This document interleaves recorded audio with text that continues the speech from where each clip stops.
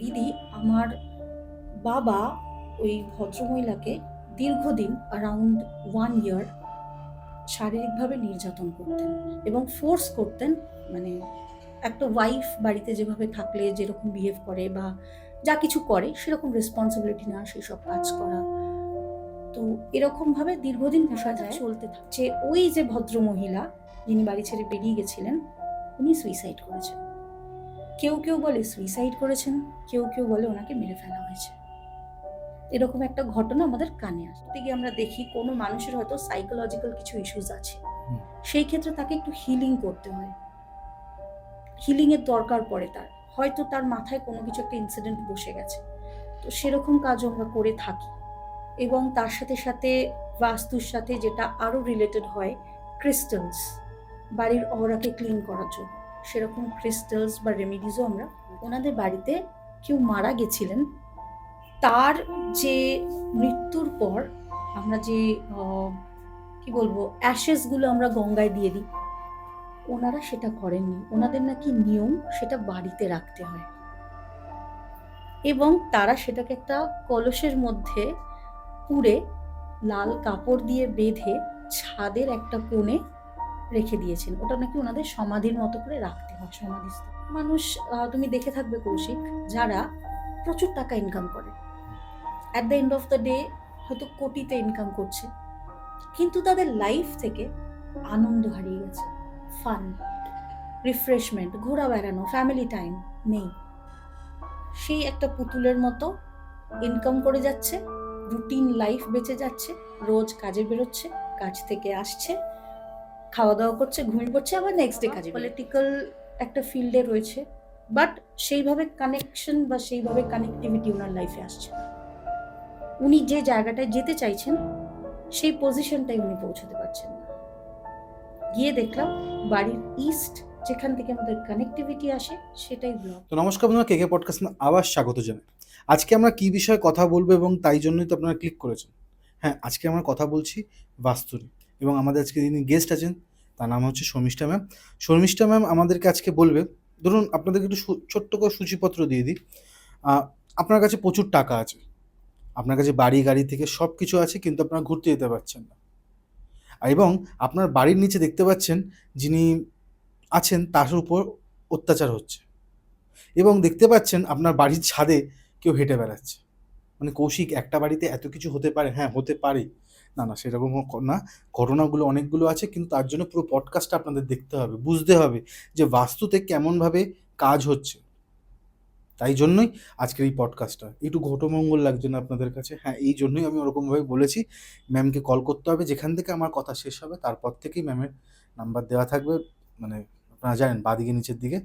আর যদি চাইছেন বিশ্বের প্রত্যেকটা বাঙালির কাছে ভালো তথ্য এবং ভালো বাস্তুর ব্যাপার নিয়ে কথা বলতে চান, আমাদের সাথে কন্ট্যাক্ট করতে পারেন। আমার নাম্বার যে ব্লিঙ্ক করছে, এবং যে কোনো প্রমোশনাল কাজ বা কোনো প্রেডিকশন করতে চাইছেন তার জন্যও কন্ট্যাক্ট করতে পারেন। আর ডাইরেক্ট ম্যামের কাছে। गुरु ब्रह्मा गुरु विष्णु गुरुदेव महेश्वर गुरु साक्षाৎ परम ब्रह्म तस्मै श्री गुरवे नमः। কেমন আছেন ম্যাম? আমি ভালো আছি, তুমি কেমন আছো কৌশিক? এই চলছে ম্যাম। আজকে প্রথম ঘটনা কি শুনতে চলেছি আপনার কাছ থেকে? আজকে না তোমার জন্য একটা বেশ এক্সাইটিং ভৌতিক ঘটনা নিয়ে এসেছি। ব্যাপারটা হচ্ছে, এটা 2022 এর ঘটনা। আমার কাছে একটা কল আসে। প্রথম একটা স্টুডেন্ট, সে একটা মানে ফাইনাল ইয়ারের ছেলে, ফোন করেছে আমাকে। তো আমি বিষয়টাকে, যেহেতু একটা স্টুডেন্ট, সে যখন বলতে শুরু করেছে, আমি বুঝে উঠতে পারছিলাম যে ব্যাপারটা কতটা সিরিয়াস বা কতটা কি। ও গুছিয়ে বলতেও পারছে না সেইভাবে। তো আমি তখন ওকে বলি যে, তোমার মা সামনে আছেন বা গার্জেন কেউ আছেন, কথা বলতে যদি ওনারা বিষয়টাকে গুছিয়ে বলেন। তো বলছে, না ম্যাম, আমি এই বাড়িতে একাই থাকি। তো তখন বাধ্য হয়ে ওর থেকে আমি বললাম যে, ঠিক আছে, তুমি কাম ডাউন হও এবং বলতে শুরু করো বিষয়টা কি। তো তখন বলতে শুরু করলো আমাকে। ও ফার্স্ট যেটা বলল যে, ম্যাডাম, আমার বাড়িটা একটা বড় এরিয়া নিয়ে, প্রায় 3.5 কাঠার উপর আমাদের জায়গা, গ্রামের দিকে বাড়ি, কৃষ্ণনগরে বাড়ি। তো বলছে যে, আমাদের এই বাড়িতে একটা বড় দুর্ঘটনা ঘটে গেছে। তো সেই কারণে আমি যেহেতু বাড়িতে একা থাকি, আমি উপরের ফ্লোরে থাকি, কিন্তু আমি অনেক কিছু ফিল করি। আমার একটা অস্বস্তি হয়, আমি এখানে থাকতে পারছি না। আমি ওকে বললাম, বলো বিষয়টা শুনি, ডিটেলে যদি না বলো আমরা তো তোমাকে হেল্প করতে পারবো না। ও তখন একটা একটা করে বলতে শুরু করলো যে বহুদিন আগে ডিউরিং কোভিড এই সময়টা ওদের বাড়িতে একজন রেন্টে থাকতে আসে। সেই মহিলা সেপারেটেড, তার একটা ছোট বাচ্চা আছে বছর 2-3 তো এই বাড়িটায় যে মালিক, সে তার আবার যে ওয়াইফ, সে বাইরে চাকরি করে। তো ওই ছেলেটা আর তার বাবা ওই বাড়িতে থাকতো। তো এরকম একটা ঘটনা, মানে বলতে একটুখানি অকওয়ার্ড হলেও বিষয়টা ডিটেলি ওর থেকে শুনলাম। এই ভদ্রলোক জব করতেন আর্মিতে। তো উনি সামহাউ ফিজিক্যালি আনফিট ছিলেন বলে, মানে হয়ে গিয়েছিলেন বলে রিটায়ারমেন্ট নিয়েছিলেন। তো উনি বাড়িতেই থাকতেন ছেলেকে নিয়ে, ছেলে পড়াশোনা করছে, টিনেজ। এইবার ঘটনাটা এরকম ঘটে, বাচ্চাটা দেখতে শুরু করে, মানে ছেলেটা দেখতে শুরু করে যে ভদ্রমহিলা যিনি নিচে ফ্লোরে থাকেন, উনি কিছু মাস কিরকম একটা, মানে ওদের ফ্যামিলির মধ্যে ইনভলভ হতে শুরু করেছে।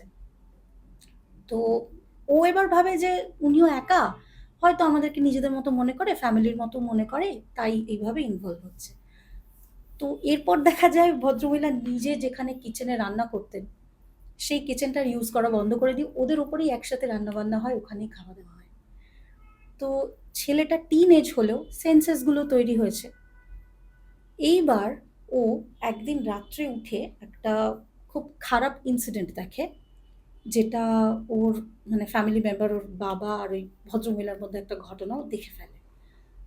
তো তারপরে আমাকে যখন ও বলছে বিষয়টা, বলছে, দিদি, আমার বাবা ওই ভদ্রমহিলাকে দীর্ঘদিন অ্যারাউন্ড 1 ইয়ার শারীরিকভাবে নির্যাতন করতেন এবং ফোর্স করতেন। মানে একটা ওয়াইফ বাড়িতে যেভাবে থাকলে যেরকম বিহেভ করে বা যা কিছু করে সেরকম রেসপন্সিবিলিটি নেওয়া, সেই সব কাজ করা। তো এরকমভাবে দীর্ঘদিন বিষয়টা চলতে থাকে।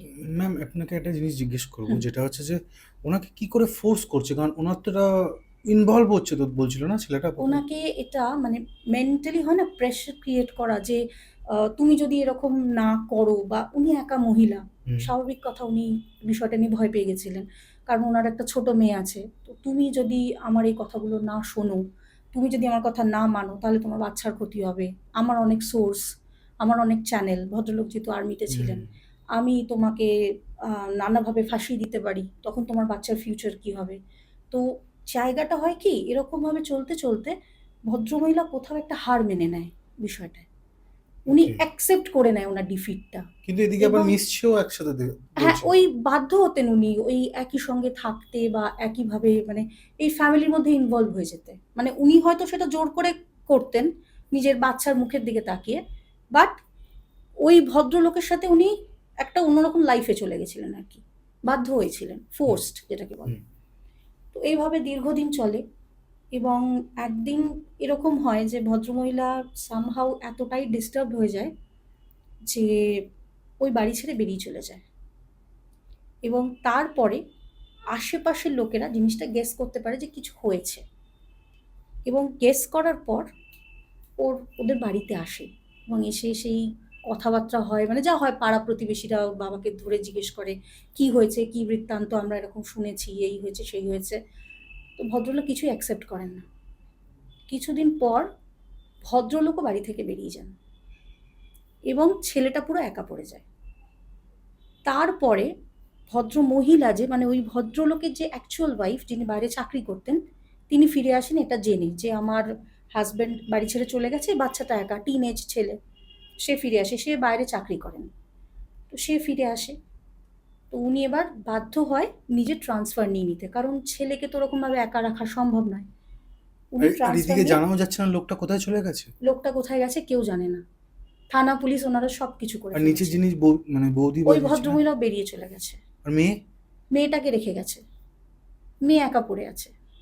ঠিক আছে, এইবার এই ভদ্রমহিলা এসে বাধ্য হয়ে বাচ্চাটারও রেসপন্সিবিলিটি নেয়, কারণ ছোট একটা বাচ্চাকে তো ওরমভাবে ছেড়ে দেওয়া যায় না। না। এবং এই বাচ্চাটাও তার সাথে সাথে নিজের সন্তানকেও সে দেখতে থাকে। ফাইনালি জানা যায় যে ওই যে ভদ্রমহিলা যিনি বাড়ি ছেড়ে বেরিয়ে গেছিলেন, উনি সুইসাইড করেছেন। কেউ কেউ বলে সুইসাইড করেছেন, কেউ কেউ বলে ওনাকে মেরে ফেলা হয়েছে। এরকম একটা ঘটনা আমাদের কানে আসে। এবার ওরাও শিওর নয় যে ওটা আদৌ মার্ডার নাকি উনি সুইসাইড করেছিলেন। এই রকম জায়গায় দাঁড়িয়ে ওদের লাইফটা একটা আনস্টেবল জায়গায় চলে গেছে অলরেডি। তাও মা যেহেতু, সে তার ছেলেকে যথাসম্ভব আগলে নিয়ে বড় করার চেষ্টা করছে। ইতিমধ্যে ছেলেটা একটু বড় হয়েছে, বাইরে পড়াশুনো করতে চলে গেছে, মা বাড়িতে একা থাকে। উনি শুনতে পান নিচে যে ঘরটায় ভাড়া থাকতেন ওই মহিলা, সেকেন্ড যিনি ওম্যান ছিলেন, সেখানে ওই রুমে মাঝে মধ্যে আওয়াজ আসে বিভিন্ন ধরনের। কেউ যেন রান্না করছে, বা কেউ যেন বসে আছে কাঁদছে, ওই হয় না একটা ফুপিয়ে ফুপিয়ে কাঁদলে যেরকম একটা আওয়াজ আসে রাত্রিবেলার দিকে, ওর গায়ে কাঁটা দিচ্ছে বলতে বিষয়টা।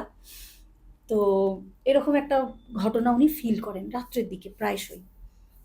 এবার তখন ওনারা ডিসাইড করে যে এটার একটা সলিউশন করতে হবে, এবং আমাকে কন্ট্যাক্ট করে। আমি ওনাদের বাড়িতে যাই, ভিজিট করি, করে পুরো বিষয়টা জানতে চাই যে কি ঘটেছে না ঘটেছে, কি হয়েছে। তারপরে কিছু জিনিস বাস্তুতে ওনাদের দেখি যেটা ওনাদেরকে ডিস্টার্ব করছে। যেমন আমাদের বাস্তুতে একটা জোন আছে যেটা নর্থ আর নর্থ ওয়েস্টের মাঝামাঝি পড়ে, নর্থ অফ নর্থ ওয়েস্ট। ওখানে যদি আমরা কিছু রাখি, সেটা ওই জিনিসটাকে অ্যাট্রাক্ট করে। তুমি যদি পজিটিভ কিছু রাখো, ধরো তুমি টাকা রাখছো ওখানে, সেটা তোমার পজিটিভ এফেক্ট দেবে। আমি গিয়ে দেখি ওখানে ওই ভদ্রমহিলার একটা ছবি আছে, এবং রুমটা লকড, ওই রুমটা ওরা আর যায় না। তো ছবিটা যেমন যথারীতি হয়, ধুলো পড়ে গেছে, নোংরা, ঘরটা তো ব্যবহার হয় না।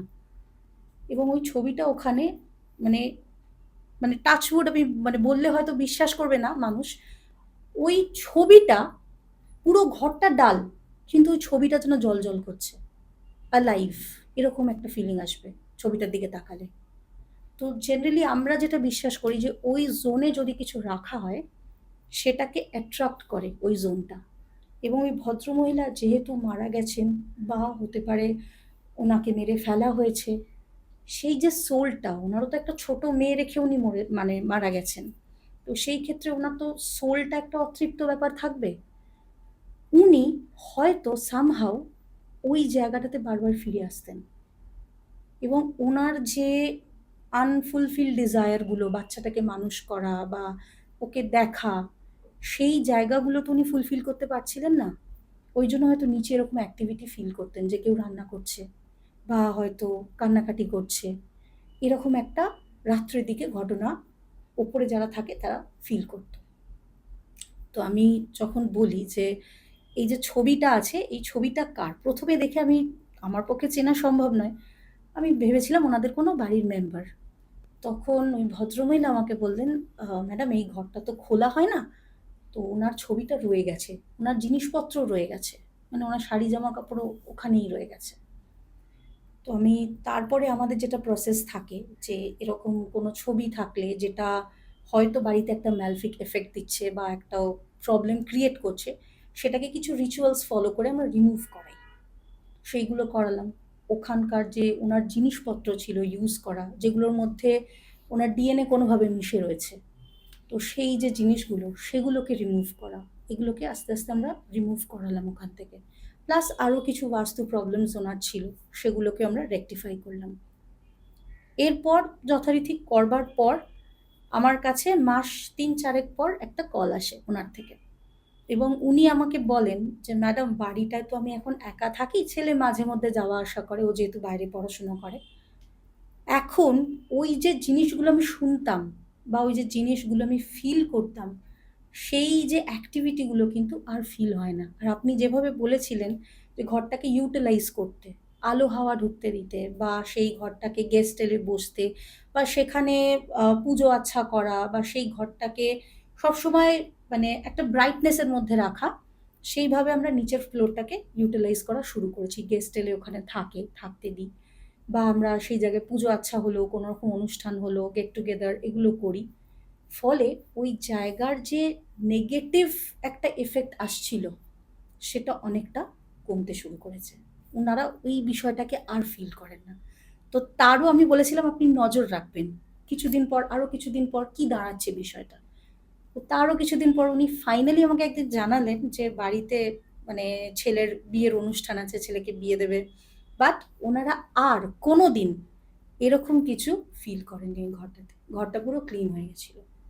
তো এই একটা ঘটনা এক্সপিরিয়েন্স আমার কাছে, মানে অনেক কিছু হয়তো এরকম ইউনিভার্সের কাছে আমরা ভাবি আমরা অনেক কিছু জানি, কিন্তু ইউনিভার্সের কাছে অনেক কিছু লুকানো থাকে।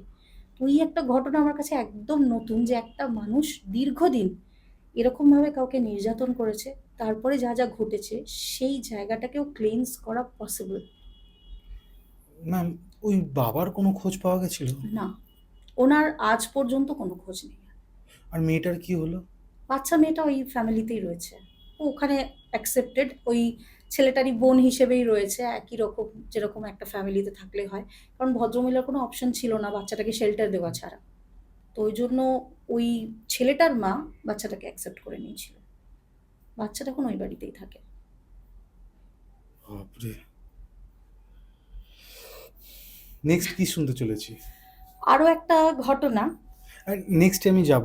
হ্যাঁ, আমি দর্শকদেরকে একটু যদি তুমি বলো তুমি কি কি কাজ করো বা তোমার চেম্বার কোথায় কোথায় আছে, আচ্ছা। যদি একটু দর্শকদের শেয়ার করা। আমি আমার চেম্বার, আমি যেহেতু হাওড়ায় থাকি বালিতে, আমার চেম্বার ওখানেই। হুম। আর প্রেজেন্টলি আমি আরেকটা চেম্বার চিংড়িঘাটার দিকে দেখছি, যেটা আমি খুব তাড়াতাড়ি মানে স্টার্ট করব। তো আপাতত আমি বালি থেকে অপারেট করছি। ওকে, আর ওখানেই নাম্বার তো আমার দেওয়া চেম্বার। আছে অনলাইনে, হ্যাঁ, সবকিছু হয়ে কেউ যাবে। যদি যোগাযোগ করতে চায় ডেফিনেটলি আমার নাম্বারে কল করে যোগাযোগ করতে পারে। আর ম্যাম, খালি কি আপনি বাস্তু নিয়েই কাজ করেন নাকি আরো অন্য কিছু বিষয় নিয়ে আপনি কাজ বাস্তু না, আমার অ্যাকচুয়ালি একটা টিম আছে, আমরা একটা টিম হিসেবে কাজ করি। করেন? ওকে। আমাদের ক্ষেত্রে কি হয়, আমরা বাস্তু যখন করতে যাই আমাদের আরো অনেক কিছু দরকার পড়ে। যেমন বাস্তু করতে গিয়ে আমরা দেখি কোনো মানুষের হয়তো সাইকোলজিক্যাল কিছু ইস্যুস আছে, হুম। সেই ক্ষেত্রে তাকে একটু হিলিং করতে হয়, হিলিং এর দরকার পড়ে তার, হয়তো তার মাথায় কোনো কিছু একটা ইনসিডেন্ট বসে গেছে। তো সেরকম কাজও আমরা করে থাকি। এবং তার সাথে সাথে বাস্তুর সাথে যেটা আরো রিলেটেড হয়, ক্রিস্টালস, বাড়ির অরাকে ক্লিন করার জন্য সেরকম ক্রিস্টালস বা রেমেডিসও আমরা করে থাকি। বাহ! তো এবার কি শুনতে চলেছি আপনি? এইবার আরেকটা কেস স্টাডির ঘটনা বলি। এটা ঘটেছিল মন্দারমণিতে। আম, মন্দারমণিতে ওই দিককার মানুষরা এখনো এই ভূত প্রেত বাধা এই ব্যাপারগুলো নিয়ে ভীষণভাবে কিন্তু বিশ্বাস করেন। হুম। মানে আমরা এইখানে শহরের দিকে জেনারেলি আমাদের একটা ট্রাস্ট কি থাকে, যে না ভগবান আছেন সবকিছু সামলে নেবে, ভগবান সবকিছু করছেন। বাট যদি ভগবান থাকে, যদি একটা পজিটিভ এনার্জি থাকে, তাহলে নেগেটিভ এনার্জির প্রেজেন্স কেন থাকবে না? এটা অনেকেই মানতে চায় না, বাট ওই দিককার মানুষরা এগুলো মানেন। তো এরকম একটা আম, মানে কেস আমার এসছিল। ভদ্রলোক, রিসর্টের মালিক, মন্দারমণিতে খুব নামি রিসর্ট। তো আমি যাই ওখানে, উনি কল করেন এবং ঘটনাটা ঘটে ওনার বাড়িতে। ওনার বাড়ির পেছন দিকে কিছু বেল গাছ টাছ রয়েছে। তো রাত্রিবেলা মানে বেল গাছ তাল গাছ যেরকম হয় গ্রামের দিকে বাড়িগুলো হয় না, অনেকটা এরিয়া জুড়ে গাছপালা থাকে, এরকম কিছু ওনার বাড়ির পজিশনে মানে প্রচুর গাছপালা দিয়ে ভর্তি। তো উনি আমাকে ফার্স্ট যেটা বলেছিলেন যে আমার বাড়িতে আমি ফিল করি রাত্রিবেলা যেন ছাদে কেউ হাঁটছে, মানে রীতিমতো খড়ম করে হাঁটার শব্দ। তো ওনাকে অনেকে বলেছে যে হতে পারে আপনার বাড়ির ছাদে যেহেতু বেলগাছ আছে ব্রহ্মদৈত্যী হাঁটছে। তো ওদিকে এই ট্রাস্টগুলো ভীষণ আছে। তা আমি ভদ্রলোককে বলি দেখুন আমাদের গিয়ে না দেখে ওভার ফোন গাইড দেওয়া তো এরকমভাবে পসিবল নয়, আমাদেরকে গ্রিডিং করে দেখতে হয়, আমাদের কিছু স্পেশাল টেকনিক্স থাকে, আমরা বিভিন্ন জোনসগুলো দেখি, দেখে সেই হিসেবে তাকে সলিউশন দিই। তো আমরা যাই, ভিজিট করি, এবং যথারীতি উনি যেটা ডিসক্রাইব করেন ওনার বাড়ির চারপাশে প্রচুর গাছপালা, বেল গাছ টাছ প্রচুর ভর্তি, আর পরিবেশটা থমথমে, মানে একটা বাড়ি থেকে আরেকটা বাড়ি বেশ অনেকটা ডিস্টেন্সে, দূরে দূরে, গ্রামের দিকে যেরকম হয়, আর চারপাশে ফাঁকা মাঠ, এরকম টাইপের একটা এরিয়া। তো আমি ওনাকে বলি যে আপনি প্রবলেমসগুলো কোথা থেকে ফিল করছেন বা কি ফিল করছেন আমাকে দেখান। উনি ফার্স্টলি আমাকে নিয়ে যায় বাড়ির ছাদে। ওনার ছাদে আমি যাই এবং দেখি যে ছাদটাতেও গাছগুলো যেন ঝুঁকে পড়েছে, এত গাছ। তো ওনার একটা ফিলিং কাজ করে যে ছাদে কিছু হাঁটছে। বেশ, সেটা শুনলাম, ছাদটা ঘুরে দেখলাম ভালো করে। এবং আমরা গেছি সকালবেলা, অবভিয়াসলি সকালবেলা কাজে গেছি, তো সকালবেলা তো আর ওরকম প্রেজেন্স আমি বুঝতে পারবো না, কারণ ওনার অ্যাক্টিভিটিটা হচ্ছে রাত্রিবেলা। আমরা সেন্স করতে পারি অহরাটা, যে এখানকার অহরাটা কীরকম। আমারও একটা জিনিস ফিল হয়, যে একটা পজিটিভ ভাইব যেরকম হয় কোনো জায়গার, ওনার ছাদে কিন্তু আমি সেই ভাইবটা পাইনি। আমার মনে হলো এখানে কিছু একটা যেন ডিস্টারবেন্স আছে। তারপর যথারীতি ওনার বাড়িটা আমরা দেখতে শুরু করি।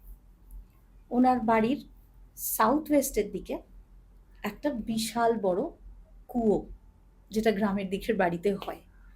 এবং আমাদের বাস্তুতে এটা বিশ্বাস করা হয় যে সাউথ ওয়েস্টের দিকে যদি এরকম কুয়ো থাকে, বা সাউথ ওয়েস্টের দিকে ম্যালফিক কিছু যদি কালার্স থাকে, যেটা রাহুর জোনে পড়ে যায় বলে একটা ইলিউশন ক্রিয়েট করে মানুষের মধ্যে। নানা ধরনের ইলিউশন হতে পারে। কেউ কেউ এরকম ইলিউশনে ভোগে যে আমি গড, আই এম এভরিথিং, আমি যা বলছি তাই হবে, আমি যা মানছি তাই করতে হবে, এরম। কারোর কারোর ইলিউশন এরকম হয় যে আমার বাড়িতে কোনো রকম কোনো নেগেটিভ অ্যাক্টিভিটিস আসছে।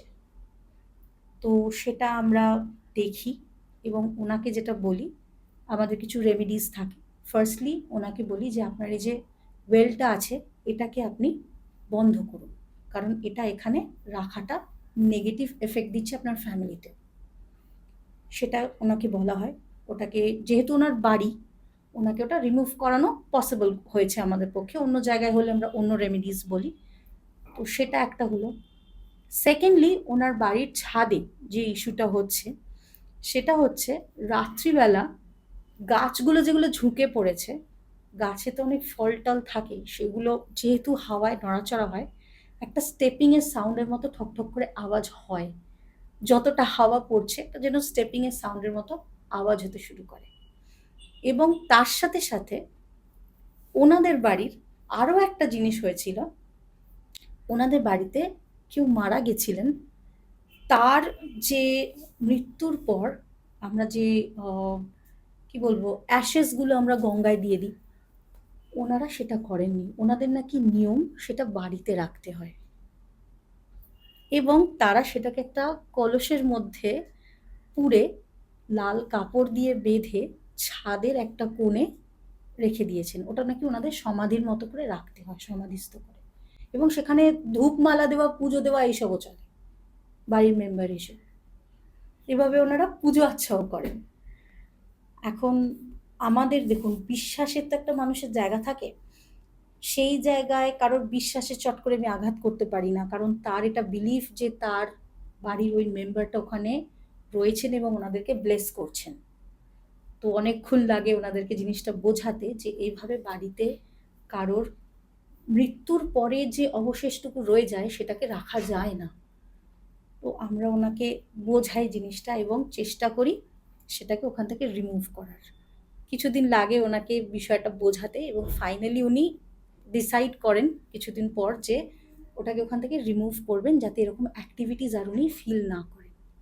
এবং তারপর সেটাকে যথারীতি নিয়ম মেনে শ্রাদ্ধানুষ্ঠান করে সেটাকে উনি রিমুভ করেন, গঙ্গায় দিয়ে দেন। তারপরে আমরা এরকম কোনো ঘটনা হলে ফিডব্যাকটা নেওয়ার জন্য কিছুদিন পর আমি বলি যে আপনারা ৩ মাস বা দেখবেন ৪ মাস পর কীরকম থাকছেন বা কি হচ্ছে বাড়িতে, কোনো অ্যাক্টিভিটিস ফিল করছেন কিনা, এগুলো জানাবেন। তো তারপরে আমরা বলি কল করে একবার ফিডব্যাকটা দেবেন। তো উনি আমাদেরকে ওই মাস ৪-৫ পর কল করেন, করে বলেন যে আমরা যে অ্যাক্টিভিটিসগুলো ফিল করছিলাম, যে ছাদের উপর কেউ চলছে বা ছাদের উপর রাত্রিবেলা কোনো অ্যাক্টিভিটি হচ্ছে, সেগুলো এখন আর আমাদের মনে হয় না। আমরা এখন অনেকটা এই জায়গাটা থেকে বেরিয়ে গেছি। এবং যেখানে ওই মানে মৃত মানুষের অবশিষ্টটুকু ছিল, ওটা ওরা রিমুভ করার পর ওখানে আমি বলেছিলাম, যেহেতু ওটা একটা খুব পবিত্র স্থান, ওটা ওদের পড়ছিল নর্থ অফ নর্থ ইস্ট, হুম। তো ওখানে জেনারেলি আমরা ঠাকুরের জায়গাও রাখতে পারি। তো আমরা কি করলাম, ওখানে বলে এসেছিলাম যে ওখানে আপনারা একটা কাজ করুন, যে কোনো একটা দেবতা বা দেবীর স্থান হিসেবে ওটা আপনারা রাখতে পারেন কিছু। তো ওনারা ওখানে একটা হনুমানজির ছোট মূর্তি রেখে, জাস্ট হনুমানজির একটা ছোট মূর্তি রেখে পুজো আচ্ছা করেন, যেরকমভাবে জেনারেলি পুজো আচ্ছা হয় রোজ, পুজো আচ্ছা করেন। ফলে ওই জায়গার অরাটা অনেক বেশি স্ট্রং হয়ে গেছিলো, ক্লিন হয়ে গেছিলো, এবং ওনাদের এই ধরনের উপদ্রব বন্ধ হয়ে গেছিলো। মানে কোনো না কোনোভাবে ম্যাম ওনার এই ক্রিয়ার ফলে মানে নেগেটিভিটিটাকে আমার টানছিল।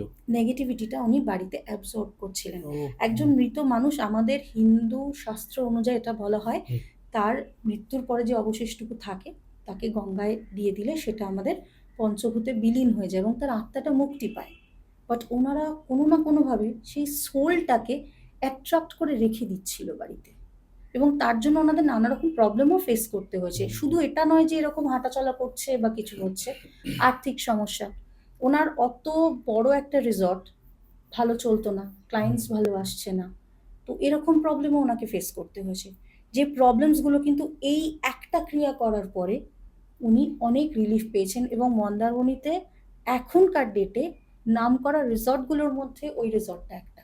মানে আমি যেহেতু ক্লায়েন্টের নাম বলতে পারবো না, না, না, সম্ভব নয়, এটা একটা সিক্রেসি আমাদের মেনটেন করতে হয়, একদম। নামকরা রিসর্টগুলোর মধ্যে একটা ওটা। ম্যাম আমি অনেককে দেখেছি যারা কাজ করেন, তারা হুম। কি হয় যে এটা তন্ত্রক্রিয়া হয়, হুম অনেক রকমের ক্রিয়ার পর সেই বাড়িটা ভালো করতে পারেন তারা। হুম হুম। কিন্তু আপনার কাছে আমি দেখছি যে জিনিসগুলো জায়গায় জায়গায় চেঞ্জ করলেই জিনিসগুলো ঠিক হয়েছে। না, জায়গা চেঞ্জ করলে ঠিক হয় তা না, কিছু ক্রিয়া আমাদেরকেও করতে হয়।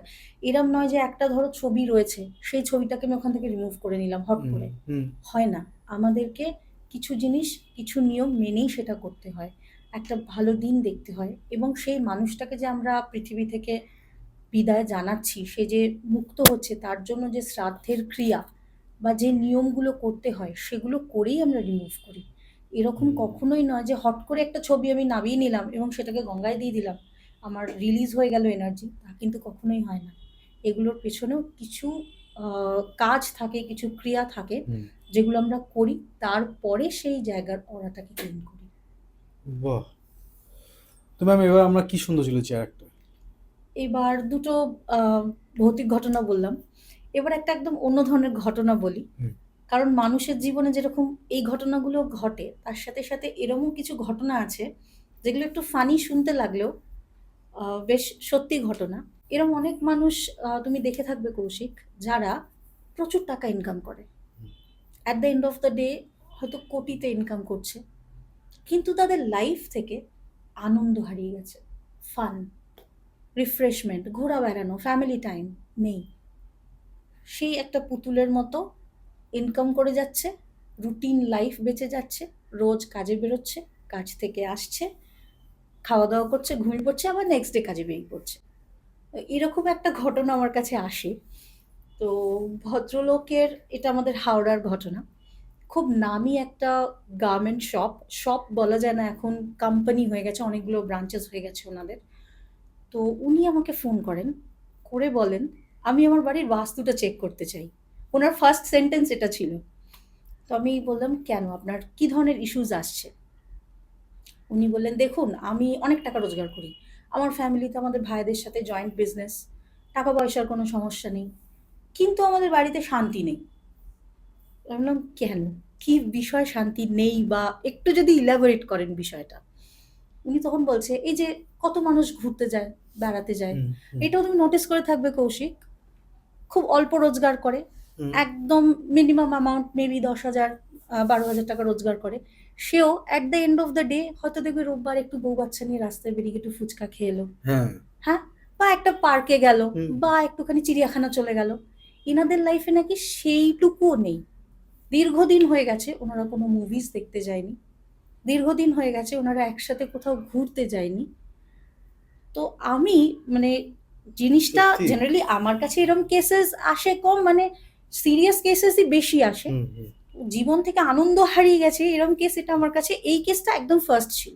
মানে তারপরে হয়তো পেয়েছি। ম্যাম এরকম আমি দেখেছি যারা লোন নিয়ে ঘুরতে যায়। হ্যাঁ, আছে, আমার নিজের বন্ধু আছে, আছে। হ্যাঁ। ওরা বলছে যে বছরে আমি একটা ঘুরতে যাবো, বেস্ট ঘুরতে যাবো। হুম হুম আগের বছর নৈনিতাল গেছিল। হুম হুম ওরা লোন নিয়েছে, লোন নেওয়ার পর ফ্লাইটে গেছে, ফ্লাইটে এসছে। হুম, মান্থলি বেসিসে সেই লোনটাকে শোধ করে শোধ করবে। আবার নেক্সট ইয়ার আবার আবার next একটা loan টার্গেট নেবে। রাখে। এরম তারা মানুষও কিন্তু আছে। মানে খুব হিউজ রোজগার করছে, হুম হুম তা কিন্তু না। হুম। কিন্তু এনাদের জীবনে এত রোজগারের কোটি কোটি টাকার মালিক, কোটি কোটি টাকার মালিক। কিন্তু মানে টাইম নেই ওনাদের কাছে। হাওড়ায় ওনারা একটা ব্র্যান্ড। এই গার্মেন্টস এর মানে দোকানের নাম নাম বললে সবাই করলে চেনে। এক ডাকে চেনে, এক ডাকে। আমি নামটা বলতে পারবো না তাই, হুম বাট হুম। এক ডাকে চেনে।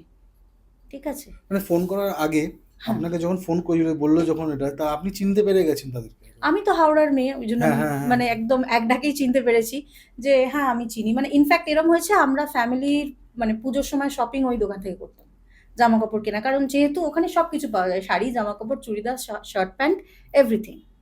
ওদেরই বিভিন্ন ব্রাঞ্চেস আছে। আর ওই ব্রাঞ্চের মালিক আপনাকে ফোন? মালিক ফোন করেছে। তো আমি এক ডাকেই বিষয়টা মানে চিনতে পেরেছি যে ওনারই বাড়ির বিষয়। তো কোটি কোটি টাকার মালিক, তার শান্তি নেই। লাইফে ওনাদের মানে রোবোটিক লাইফ, যেটা উনি বলতে চাইছেন। সকালবেলা ওঠে, রেগুলার বাচ্চারা যেমন স্কুলে যাচ্ছে, ছেলেরা বাড়ি বেরিয়ে যাচ্ছে, বাড়ির বউরা রান্নাবান্না করছে, ঘরের কাজ করছে, বাচ্চাদেরকে দেখছে, এরকম একটা রুটিন লাইফ। উনি চলে যাচ্ছেন দোকানে, দোকান সামলাচ্ছেন, বিভিন্ন সমস্ত সবগুলো সব ভাইগুলো বসছে, সারাদিন কাজ করছে, রাত্রিবেলা বাড়ি আসছে। এরকমই একটা লাইফ। বলছে লাস্ট 5-6 বছর আমরা দীঘাও যেতে পারিনি। প্ল্যান হয়েছে, ভাবনা চিন্তা হয়েছে, নিজেদের গাড়ি আছে, একটা নয় 4-5টা গাড়ি। তাদের পক্ষে দীঘা যাওয়া বা মন্দারমণি যাওয়াটা কি খুব টাফ? বাবা, কখনোই নয়। ওনার যা কিন্তু রোজগার করে তার বিদেশ যাওয়া যায়। হচ্ছে না। যখনই প্ল্যান হচ্ছে, বাড়িতে একটা না একটা কিছু এমন ঘটছে, ওনারা আর গিয়ে পৌঁছতে পারছেন না। কারোর হেলথ ইস্যু হচ্ছে, নাহলে দোকানে কোনো কর্মচারী নিয়ে ঝামেলা হচ্ছে, এই করে আর গিয়ে পৌঁছতে পারছেন না, ওটা ক্যান্সেল করে দিতে হচ্ছে। তো আমি একটা এই কনসেপ্টটা শোনার পর ওনাদের থেকে কিছু ডিটেলস চাই, এবং যেটা বুঝতে পারি ইস্টের আর নর্থ ইস্টের মাঝামাঝি একটা জোন আছে, যেটাকে বলা হয় ইস্ট অফ নর্থ ইস্ট। ওনাদের সেই জোনে টয়লেট আছে প্রত্যেকটা ফ্লোরে। 5তলা বাড়ি, 5তলা বাড়ির প্রত্যেকটা ফ্লোরে টয়লেট। এবং এই জোনটাকে আমরা বলে থাকি, এই জোনটা থেকে আমাদের লাইফে ফান, রিফ্রেশমেন্ট, এন্টারটেনমেন্ট এগুলো আসে। প্রত্যেকটা ফ্লোরে টয়লেট, এবং সেটার একটা নেগেটিভ ইফেক্ট ওনাদের জীবনে এসে পড়ছে। এই যে ফান বা রিক্রিয়েশন বিষয়টা ওনাদের লাইফ থেকে হারিয়ে গেছে। একসাথে বসে ঘরে, মানে হয় না ফ্যামিলি নিয়ে বসে সিনেমা দেখা, একসঙ্গে ঘরে বসে একটা কোনো সিনেমা দেখলাম, এরকম তো হয়, ওনাদের সেটাও হয় না, সেটুকুও চলে গেছে। তো আমি গিয়ে সেটা দেখি, এবং যা রেমিডিস করার আমাদের ওইদিকে ওই জোনে টয়লেট থাকলে জেনারেলি আমরা এটা রেমেডি করা যায়। এটা এরকম ব্যাপার নেই যে ভাঙতেই হবে বা ভাঙচুর করেই সেটাকে ঠিক করতে হবে, এগুলো রেমেডি করা যায়। সেইখানকার সেই জোনের যা রেমিডিস, যা কালার রেমিডিস বা স্ট্রিপ রেমিডিস, এগুলো আমি বললাম। বলার পরে ওনারা সেটা যথারীতি ফলো করেন। এবং সব থেকে যেটা আমার ভালো লেগেছে ওনাদের, সেটা হচ্ছে ভীষণ কোঅপারেটিভ। জেনারেলি মানুষ হয় না, আমরা এরকম অনেক মানে ফ্যামিলি পাই, তারা নিজেরা নিজেরা বাস্তু করেছে হুম রিলস দেখে, বা হয়তো কোনো পডকাস্ট কোথাও দেখেছে, হুম। নিজেরাই সব কম্পাস নিয়ে ডিগ্রি নিয়ে নিয়েছে, কি ডিগ্রি নিয়েছে জানি না, সেই ডিগ্রিতে নিজেরা নিজেরাই বিভিন্ন ধরনের টেপ লাগিয়ে, এই লাগিয়ে, ওই লাগিয়ে, কালার লাগিয়ে রেমেডি করে রয়েছে। সেটা করে আরো ঘন্ট বানিয়ে ফেলেছে বাড়ির বাস্তুর। এইবার ওনাদের যেটা দেখলাম, ওনাদের ক্ষেত্রে ওনারা ভীষণভাবে বিষয়টাকে ট্রাস্ট করে, এবং এটা ওনারা মানে যে বাস্তুবিদরা হচ্ছে বাড়ির ডক্টর, তাদের কাছে কিছু লুকাতে নেই, এবং তারা যে মেডিসিন বলছে সেটাকে সেইভাবে ফলো করতে হয়, তবেই কাজ হয়। এবং আমি ওনাদের যেভাবে বলে আসি, ওনারা ঠিক সেইভাবেই কাজ করেন এবং সেই রেমেডিসগুলো করেন। তারপর আমি ভুলে গেছি বিষয়টা, কারণ এটাও এমন কিছু বিশাল মনে রাখার মতো ব্যাপার নয় যে মানে খুব বড় কোনো ঘটনা আমি কিছু হিল করে এসেছি, এরকম তো নয়। আমি ভুলে গেছি। প্রায় বছর খানেক নয়, মাস আষ্টেক হবে, ওই ভদ্রলোক আমায় কল করেছেন ফার্স্ট। আর উনি যখনই কথা বলেন না, মেইন যে পয়েন্ট ওটাই উনি তুলে ধরেন। এরকম নয় যে একটা ইন্ট্রোডাকশন, আমি অমুক বলছি বা এটার জন্য ফোন করেছি, এরকম ব্যাপার নেই। উনি প্রথমে আমায় ফোন করে ডাইরেক্ট বলেছিলেন আমি বাড়ির বাস্তু চেক করাতে চাই। সেই দিনও ফোন করে উনি বলছেন আমি থাইল্যান্ড যাচ্ছি। এবার আমি ভাবছি এটা কোনো ট্রাভেল এজেন্টের কল এসছে মেবি। উনি হয়তো আমাকে অফার দিচ্ছেন বা থাইল্যান্ড যাচ্ছে বা কিছু, আমাকে হয়তো মানে কোনো জায়গা থেকে এখন হয় না নাম্বার কালেক্ট হুম, করে হুম, ফোন আসে এরকম অনেক কল সেন্টার্স থেকে, হুম, হুম। যারা বিভিন্ন ধরনের প্যাকেজ বোঝায়। আমি বললাম, "না, না আমার এখন হবে না। আমি খুব বিজি আছি। তো আমার পক্ষে এখন থাইল্যান্ডের প্যাকেজ নেওয়া বা এগুলো শোনাও সম্ভব না। আমি একটু ব্যস্ত আছি।" "না, না ম্যাডাম আপনি আমাকে চিনতে পারছেন না। আমি অমুক বলছি।" তখন আমি ভদ্রলোককে রেকগনাইজ করতে পারি যেহেতু ওনার ব্র্যান্ডের নামটা আমি জানি আর ওনার নামই ওনার ব্র্যান্ডের নাম। তো আমি বলি, "হ্যাঁ, হ্যাঁ বুঝতে পেরেছি বলুন এবার।" বলছে, "আমরা পুরো ফ্যামিলি, আমরা ওনাদের ফ্যামিলিতে ১২ জন মতো বোধহয় মেম্বার, বাচ্চা-কাচ্চা, ভাই-ভাই বাহ! সব নিয়ে। বলছে, "আমরা সবাই থাইল্যান্ড ঘুরতে যাচ্ছি। এতদিন পর সবকিছু ফিক্স, আমাদের ফ্লাইট আজকে, আমরা থাইল্যান্ড ঘুরতে যাচ্ছি। মনে হলো এই বিষয়টা আপনাকে জানানো দরকার। কারণ আপনি যা রেমিডিস করে গেছেন, যে আমাদেরকে বলে দিয়ে গেছেন কিভাবে কি করতে হবে, তারপরেই কিন্তু এটা আমাদের পক্ষে সাকসেসফুল হলো। কারণ তার আগে আমরা যতবার ট্রাই করেছি লাস্ট ৫-৬ বছর কোথাও যেতে পারিনি। লোকালি কোথাও যেতে পারিনি।" তো এটা আমার কাছে একটা বেশ আনন্দের জায়গা যে মানুষকে কোথাও একটা রিলিফ দিতে পারছি। কারণ আমরা তো বাঙালিরা স্পেশালি আমরা সেই গুপি বাঘার মতো। আমরা মানে যা ইচ্ছা তাই খাবো, হুম। যা ইচ্ছা তাই পড়বো আর যেখানে ইচ্ছা ঘুরতে যাবো। এরকম যদি হয় আমাদের কাছে ভীষণ আনন্দের ব্যাপার। তো কোথাও একটা সেই ভূতের রাজা ফিলিংটা আসছিল আমার মধ্যে যে ভূতের রাজা হয়ে হয়তো ওনাদেরকে একটু হলেও আমি আনন্দ দিতে পারলাম। এটা একটা অ্যাচিভমেন্ট আমার কাছে। যদিও গল্পটা একটু অন্যরকম হুম, বাট হুম। বেশ ভালো লেগেছিল বিষয়টা আমার। ম্যাম আমরা তো যা, যা কথা বললাম সব ভারতবর্ষের রীতি-রিবাজ হিসাবে, কারণ বাস্তু আজকে থেকে না। হুম, হুম, বাস্তুবিদ বলে একটা মানে একটা চর্চা আছে, অনেক কয়েক হাজার বছর ধরে চলছে। হুম, তাহলে ম্যাম খালি কি আমাদের ভারতবর্ষে, ধরুন আপনাকে যদি কেউ ফোন করে আমেরিকা থেকে বা ইউরোপ হুম, থেকে, হুম। তো সেখানকার বাস্তু আপনি কিভাবে দেখবেন? তাহলে একটু স্টার্টিং থেকে বলি বিষয়টা। হ্যাঁ, হ্যাঁ। বাস্তু আমাদের এসছে বিশ্বকর্মা পুরাণ থেকে। আমরা জানি যে বিশ্বকর্মা হচ্ছে সৃষ্টিকর্তা। উনি সবকিছু কনস্ট্রাকশনস যা কিছু উনি হুম, করতেন। উনি যেভাবে এনার্জিকে বিলিভ করে বা একটা জায়গার অওরাকে বিলিভ করে সবকিছু বানাতেন, সেটাই একটা শাস্ত্র, বিশ্বকর্মা পুরাণ। এবং এই বাস্তু আজকে আমরা বাঙালিরা বা হিন্দুরা ভুলে গেছি, মানি না। একটু যদি আমরা উন্নত শহরগুলোয় যাই, যেমন একটা কথা আছে, Rome was not built in a day. এটা আমরা খুব বলে থাকি যে Rome was not built in a day.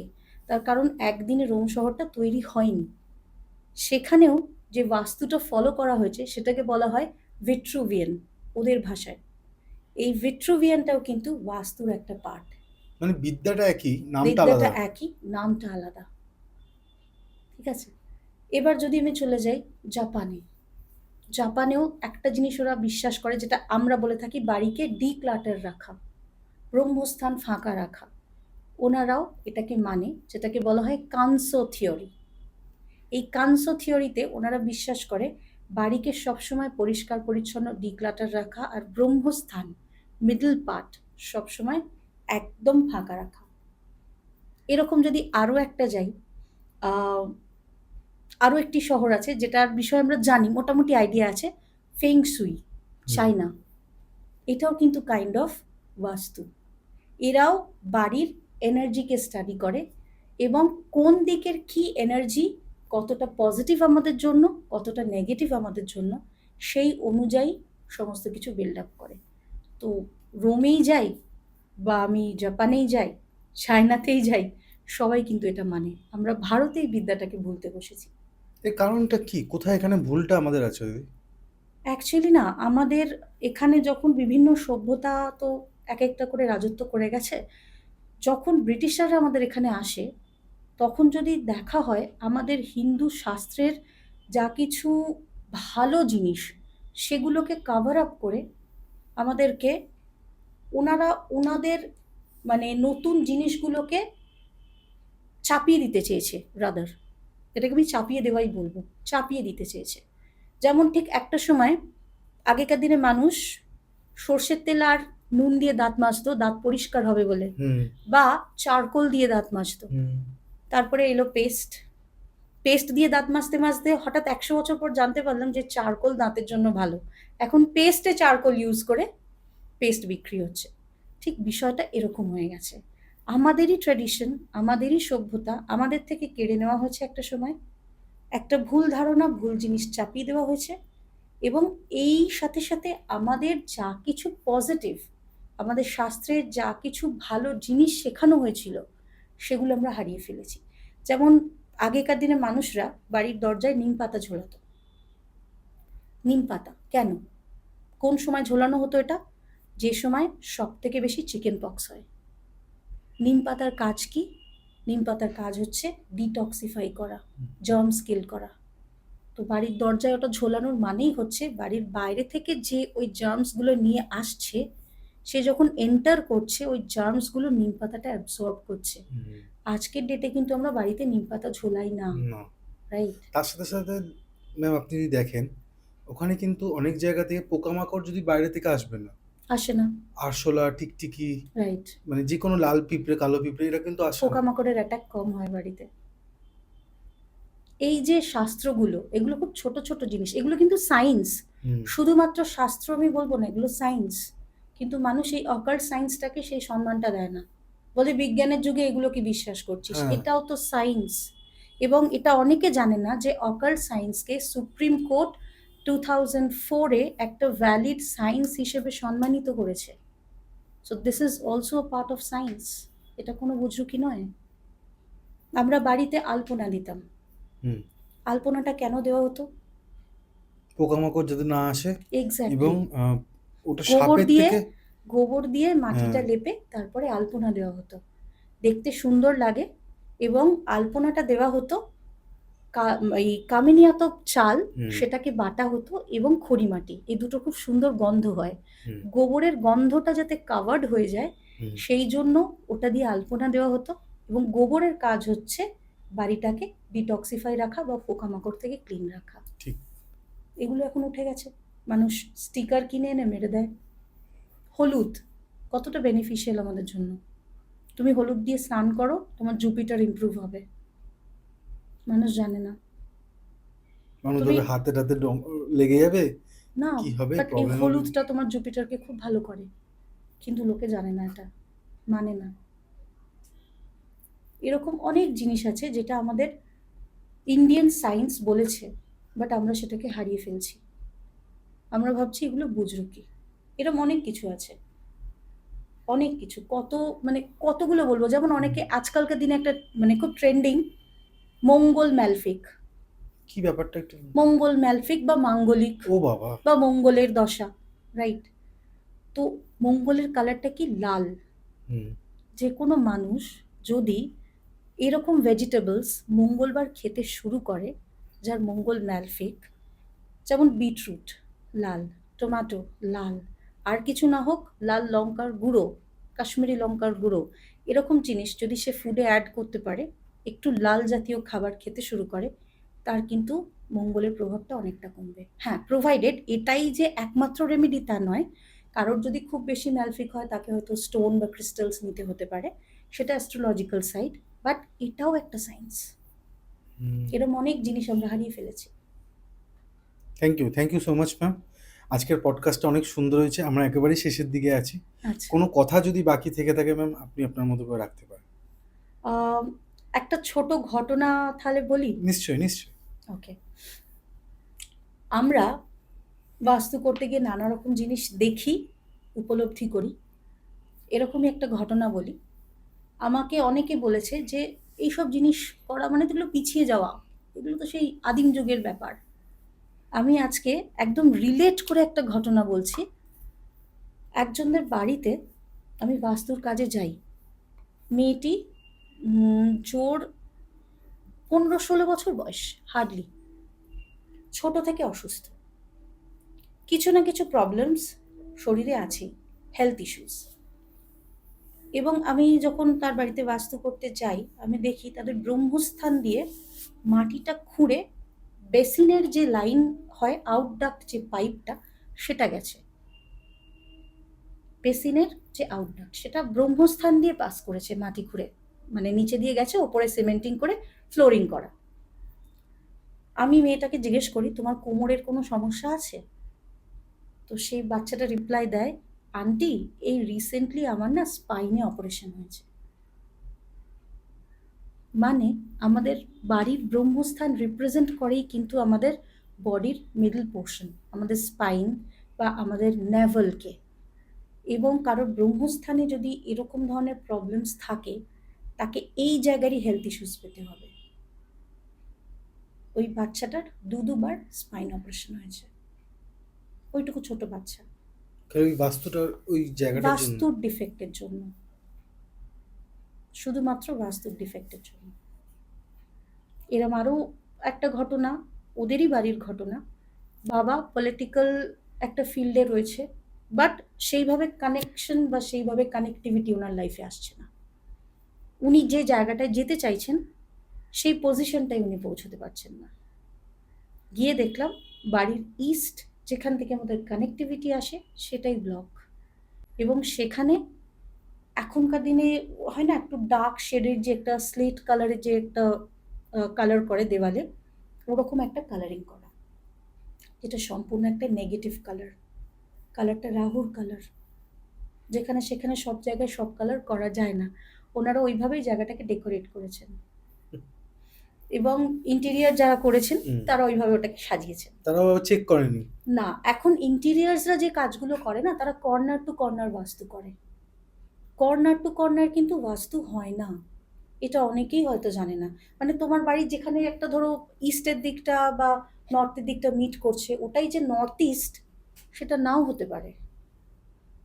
কারণ যেহেতু আর্থ আমাদের 5% বা বলো ডিগ্রি ওয়াইজ 5 ডিগ্রি একটু টিল্ট আছে।